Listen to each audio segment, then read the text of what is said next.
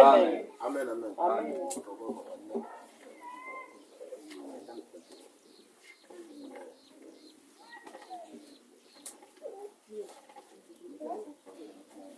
Amen, amen. Amen.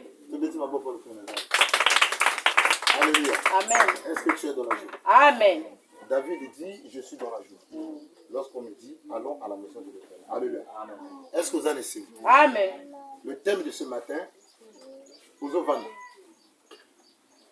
Alléluia. Amen. Thème à ton Ezali, l'évangélisation, c'est la mission que Jésus-Christ nous a mandaté. Alléluia. Discipline. Ma protocole, botianga discipline avant de venir au santé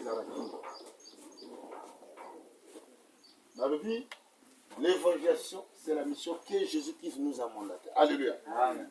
Il y a mon asso kota na banda. La taxe yo maté ya tongo ami. Ngina lo bana moto moko bu. Ngina taxe moto moko bu. Fobeka ke moto tu o ya benga makana nzamba. Moto tu nzamba ponaka. Nzamba pesa ke ba provision. Alléluia. Amen. Si on met mon sang nzambe. Abenga mina nzamba ne lokote ça veut dire aza aventure. Amen. Puis c'est avant nzamba zo kende akobongisana ni yo. Amen. Et ça le kola yambo comme un militaire pour les la formation. Ba relation ni militaire azalaka. Ni ndenge ni militaire tu sais mon doc. Si vous avez la connaissance, on a été bakopé sur la tenue. Si vous avez bakopé sur la tenue, ça veut dire qu'on connaît la capacité, il y a que ça la moussale. Amen.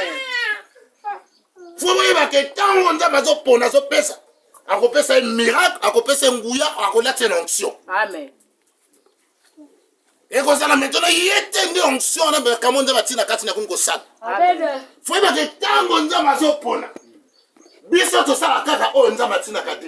Tant que nous avons une inspiration, nous avons Nzambe lobi na dimon na ngi kamwe salama. Nzambe akomi ko saint esprit mo sala ndenge muteme kanisi. Amen. Oui, qui s'y peut salaka? Ah, banguya be mo se salaka. Mais il y a qui s'y na Nzambe na différence. Amen, papa. Certainement bato mingi bazo kaka parfait Christ on a ba doute. Na uta bana kokola même na yeba ma yebi nzela nganga Christ. Amen. Ayebi nzela nganga Christ. Lelo pe na koyeba nzela nganga Christ. Bongo papa Oh na za ngo lelo. Amen. Soki na lui tout na ngo tout. Onction ezali. Miracle ezali. Soki na lui boyesa mesala. Ona ke luka suki simba na nini? Amen papa. Avancez. Ça veut dire que si on a comme le Christ na baby si wesa kati na ngai. Amen. Patva preti za lui nganga kisi. Aboye na Nzambe. Yo ke pa nganga kisi pa na ni. Yi aboye Nzambe. Ça veut dire que nganga kisi adia. Si on moto au lieu ça ko ke pa nganga kisi, ça veut dire que yo ozo se suna Nzambe to komi ko ça na dia. Amen. Voilà pourquoi pino bo sosona. On dit que mon peuple est de type à faute de connaissance. Bonsoir que vi que là que Dieu va passer nguyeli. Là que Dieu va passer ba mona kama kambo. Dans le bilan, voir la chose, tu dois commander d'abord la parole. Amen. Quand ça a il faut que l'église va s'accoler. Non. Oui, il s'accole quoi là? Ma miracle comme ça. Mais il y a la parole de Dieu. Amen, papa. Amen. Parce que quand tu as la parole de Dieu en toi, tu as la force. Si aujourd'hui nous sommes les enfants de Dieu, ce n'est pas à cause des prophéties, ce n'est pas à cause des visions. C'est la parole de Dieu. On a entendu la parole de Dieu et aujourd'hui on devient les enfants de Dieu. Amen. Amen. Avancez. Dans l'assemblée sur l'église, on a que ma monnaie comme un capote. Oh. Oui, l'église, on a un capote. Vous avez ça, madame. Faut y marquer. Ville là, yo ko bonga pa ko sakolote. E ba to mususu makame simba ba sakola bangote. Ba ka ba kambo. Kaka na ko sambela na ye ba pe ye ba susu utete me ko bonela. Atwa akama nzamba sana. Amen, papa. Ye ba ka ko sakola yo. Ba professeur ko so koksa. Wabi. Sori professeur de la mona libonde lité e ko koksa ma. Eh. Alléluia. Amen. Quand il m'a imité. Donc ça doit avoir pour la vie aussi battre parce que bitambo la tambo. Oui la semaine awa, on a zo aloké kuna la gloire de Dieu, yo quasi ceux qui ont les tambo na be, a to changer 1000 églises. nzambe akopambola te Bongo, Amen, papa. papa. mpona pambola yo okochange nani vi na yo. Amen, mon père. Alléluia. Amen. Okosama. Église eza mpona kitoko te, eza mpona bainstrument te. Il dit à Pierre, sur toi je bâtirai mon église. L'église c'est pas les hangars, c'est pas les plots, c'est pas les étages. Toi et moi c'est l'église. Amen, papa. Bongo. Bino kasangana ke kuna kaka banini wana ozosala kote. L'église mosusu bozomona étage ya kanzambe te. Ebele. Les enfants là, voilà, nier, mais ensuite c'est la vérité. Ce monde aujourd'hui, c'est la vérité. Nous qui sommes là, on est égaré, batoté.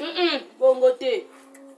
La mission, voilà pourquoi l'évangile dit, nous avons reçu la mission d'aller prêcher la parole de Dieu, que les gens puissent se repentir. Tu vas changer, tu vas bika. C'est ça la mission. Mais aujourd'hui, nous, les serviteurs de Dieu, nous avons la mission d'égarer les gens. Hey!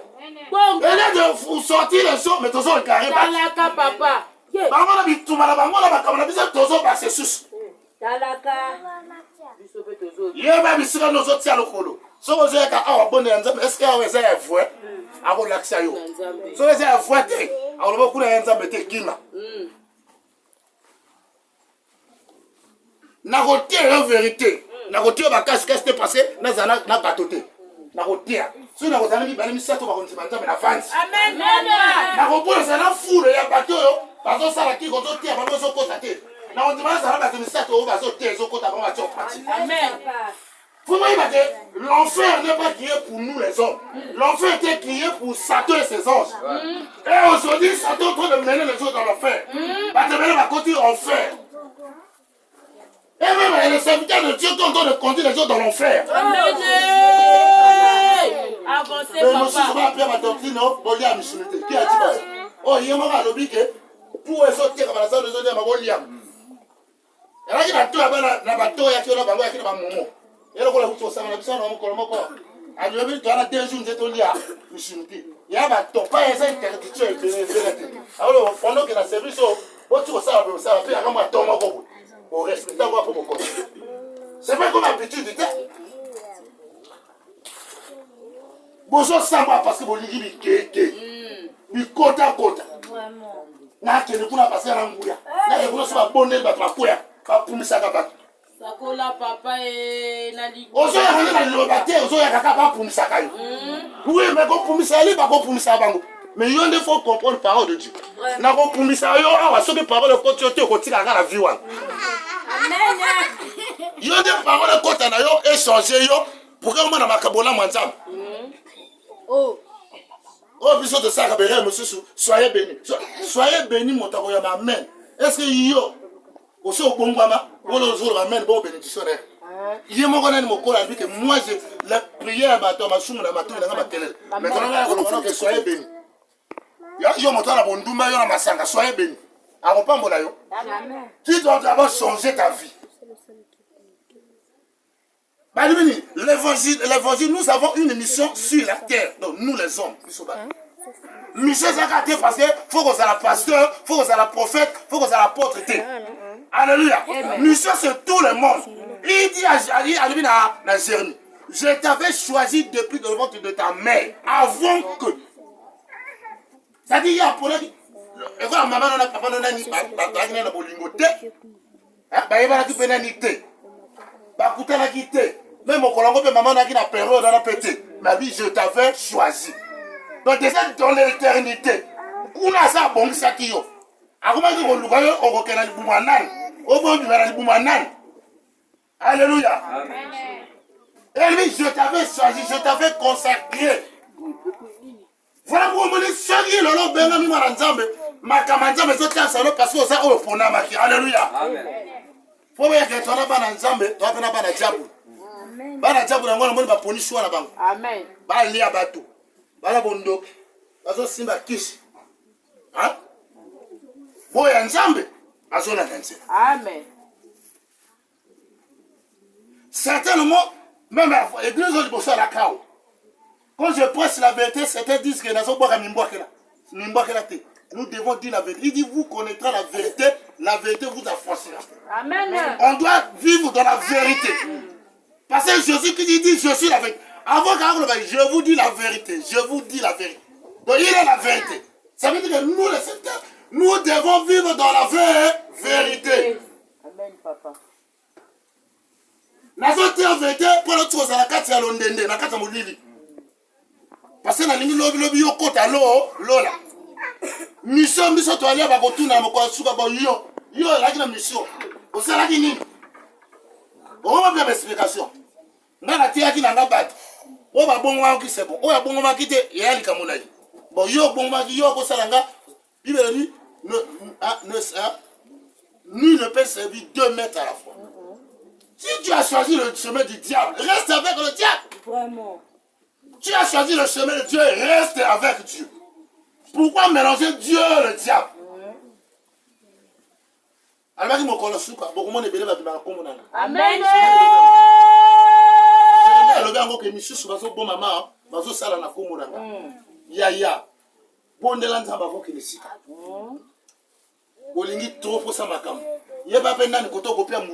Azimba.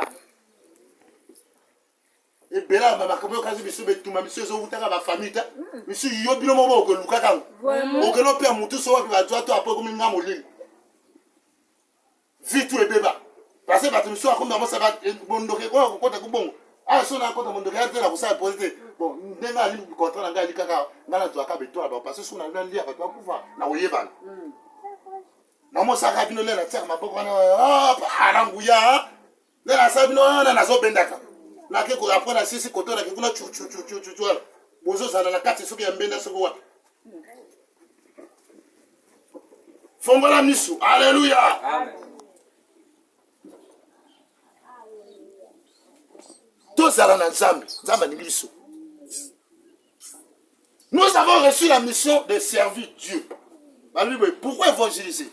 Nous sommes sur l'évangile. Nous évangélisons pour restaurer quelques destinées de certaines familles qui est bloquées et détruites. Amen. Dans ton théâtre, voilà, parce que nous avons une famille et une famille, nous